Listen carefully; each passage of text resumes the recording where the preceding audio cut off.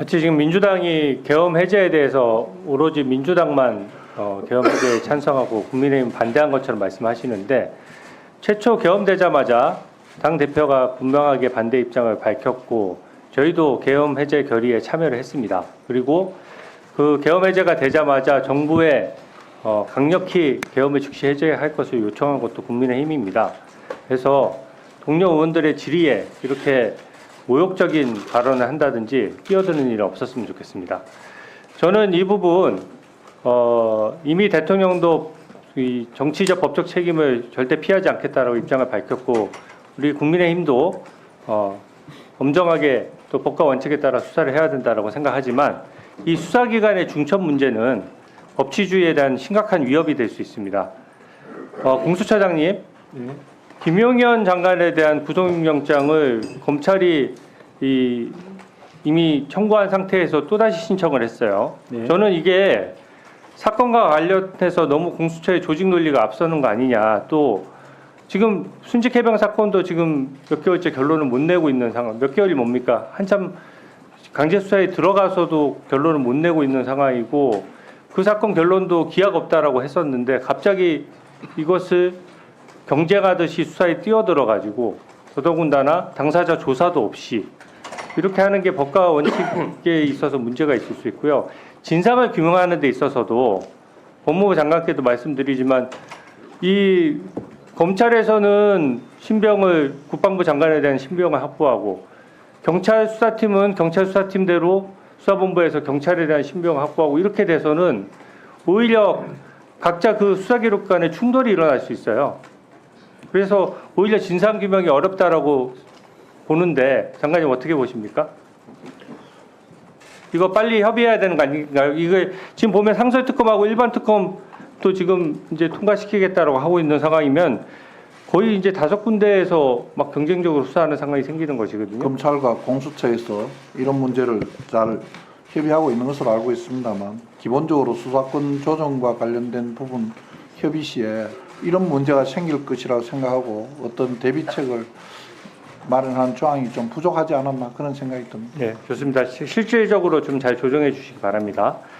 행정처장님, 저는 법치주의는 정치 상황과 맞물리지 않고 그거에 대한 고려 없이 별도로 돌아가는 것이 핵심이라고 생각합니다. 아마 동의하실 거예요.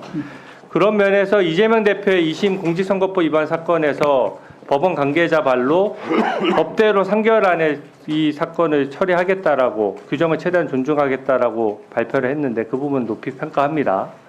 근데 한번 띄워주시죠. 근데 2심 재판을 보니까 원래 재판이 열리려고 하면 소송 기록 접수 통지가 피고인 또는 변호인에게 도달해야지 이제 재판이 시작되는 것이지 않습니까? 근데 지금 검찰은 소송 기록 접수 통지를 받았는데, 이재명 대표 같은 경우에는 소송 기록 접수 그 발송은 있었는데 접수 통지 수령이 없어요.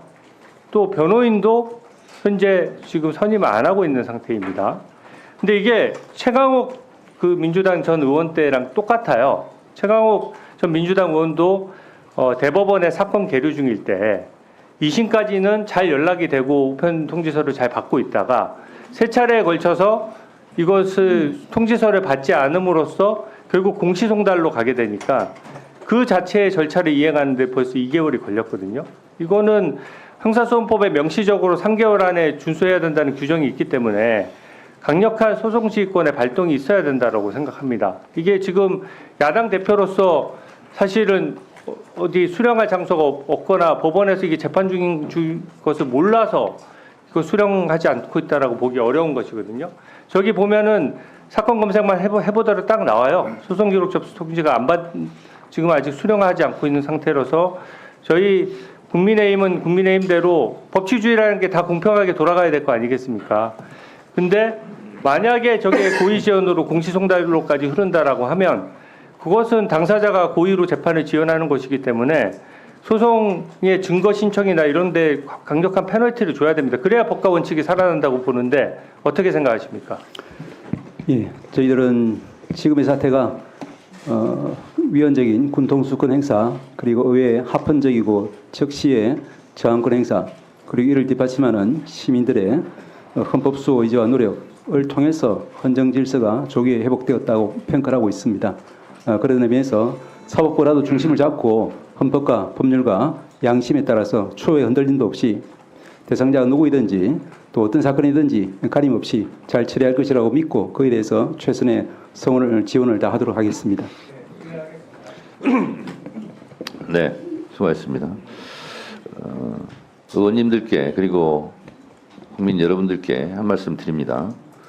내란죄냐 아니냐라는 얘기 가지고 논쟁을 하는 것은 적절하지 않아 보입니다.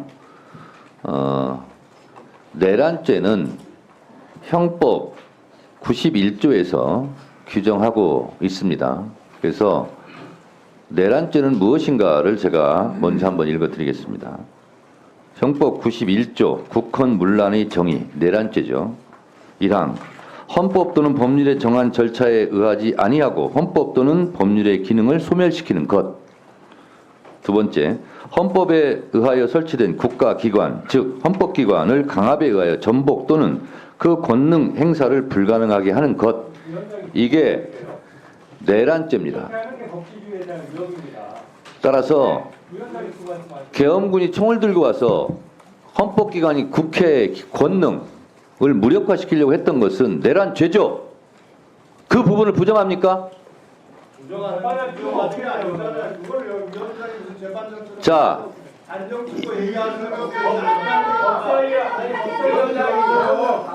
이 내란죄를 부정하거나 내란 속에 윤석열을 옹호하거나 하는 경우는 법사위원장으로서 매우 듣기 거북하다 이런 말씀 드립니다.